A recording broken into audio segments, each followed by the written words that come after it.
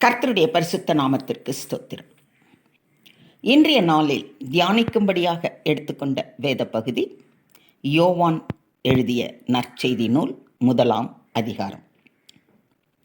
யோவான் இந்த அதிகாரத்தை ஆரம்பிக்கும் போதே ஆதியிலே வார்த்தை இருந்தது, அந்த வார்த்தை தேவனிடத்தில் இருந்தது, அந்த வார்த்தை தேவனாய் இருந்தது என்று இயேசுவை வார்த்தை என்று குறிப்பிடுகிறார்.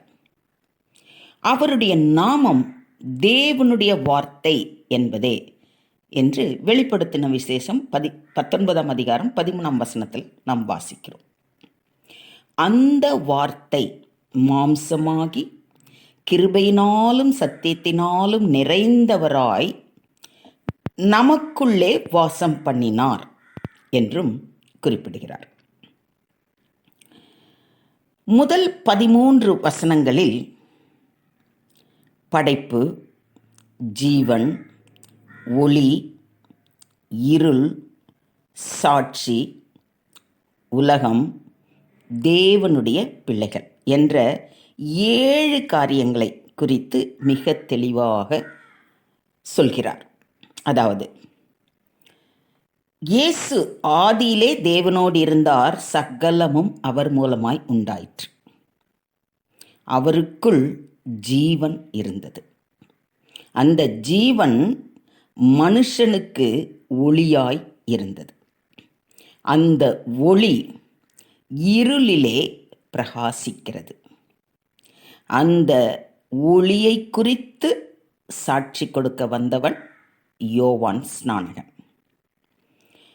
அவர் மூலமாக உண்டாக்கப்பட்டது உலகம், ஆனால் உலகமோ அவரை அறியவில்லை.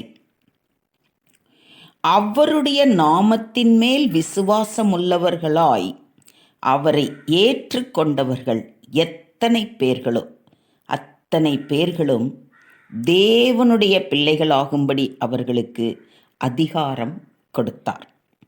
அவர்கள் இரத்தத்தினாலாவது மாம்ச சித்தத்தினாலாவது புருஷனுடைய சித்தத்தினாலாவது பிறவாமல் தேவனாலே பிறந்தவர்கள்.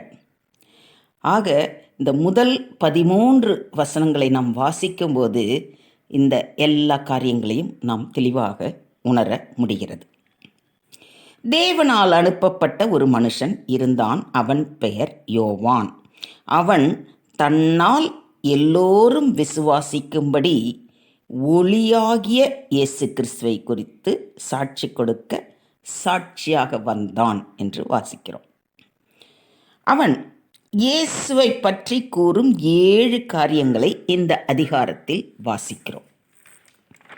முதலாவது, எனக்கு பின் வருகிறவர் எனக்கு முன் இருந்தவர். இந்த யோவானின் பிறப்பை லூக்காவின் சுவிசேஷத்தில் வாசிக்கிறோம். சகரியா எலிசபெத் தம்பதியருக்கு பிறந்த யோவான் தன் தாயின் வயிற்றில் இருந்தபோது இயேசுவின் தாயாகிய மரியாள் இயேசுவை சுமப்பதற்கு முன்னாலேயே எலிசபெத்தை காண சென்று ஆசீர்வதித்ததை குறித்து வாசிக்கிறோம்.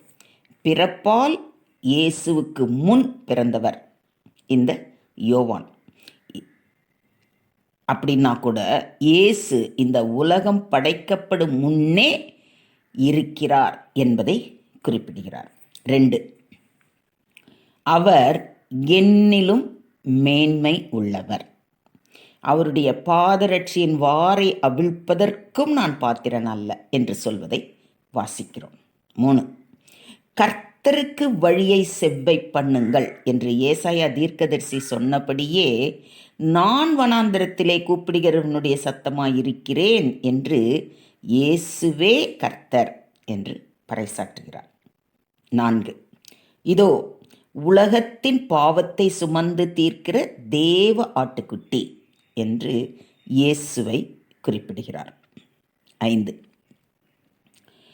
ஆவியானவர் புறாவை போல் வானத்தில் இருந்து இறங்கி இவர் மேல் தங்கினதை கண்டேன் என்று சாட்சி கொடுக்கிறார். 6, இவரே பரிசுத்த ஆவியினால் ஞானஸ்நானம் கொடுப்பவர் என்று இயேசுவை குறிப்பிடுகிறார். 7, இவரே தேவனுடைய குமாரன் என்று சாட்சி பகர்கிறார். இந்த முதல் அதிகாரத்தின் முக்கிய சாராம்சம் அப்படின்னு பார்த்தோம்னா 3 காரியங்கள். 1, சகலமும் அவர் மூலமாய் உண்டாயிற்று, உண்டானது ஒன்றும் அவராலே அல்லாமல் உண்டாகவில்லை. 2, அவர் தமக்கு சொந்தமானதிலே வந்தார், அவருக்கு சொந்தமானவர்களோ அவரை ஏற்றுக்கொள்ளவில்லை.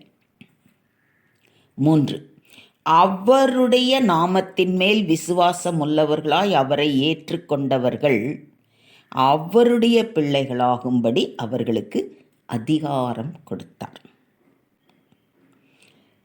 இந்த முதல் அதிகாரத்தில் நாம் கற்றுக்கொண்டது என்ன அப்படின்னு அப்படி திரும்பி பார்க்கோம்னா, முதலாவது, இயேசுவின் நாமம் தேவனுடைய வார்த்தை, இயேசுவே ஜீவன், அவரே மெய்யான ஒளி, உலகத்தின் பாவத்தை சுமந்து தீர்க்கிற தேவ ஆட்டுக்குட்டி, பரிசுத்த ஆவியினால் ஞானஸ்நானம் கொடுப்பவர், பரிசுத்த தேவனுடைய குமாரன்.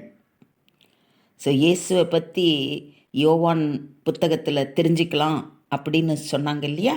இந்த முதலாவது அதிகாரத்திலேயே அவரை குறித்து மிக மிக தெளிவாக யோவான் எழுதுவதை நாம் இந்த அதிகாரத்திலிருந்து புரிஞ்சுக்கிறோம். இந்த தேவன் கிருபையினாலும் சத்தியத்தினாலும் நிறைந்தவராய் நமக்குள்ளே வாசம் பண்ண இன்றே நம்முடைய இருதயத்தை பரிசுத்தப்படுத்தி அவரை வரவேற்போமா? கர்த்தர் தாமே நம் ஒவ்வொருவரையும் ஆசீர்வதித்து வழி நடத்துவாராக. ஆமேன், ஆமேன், ஆமேன்.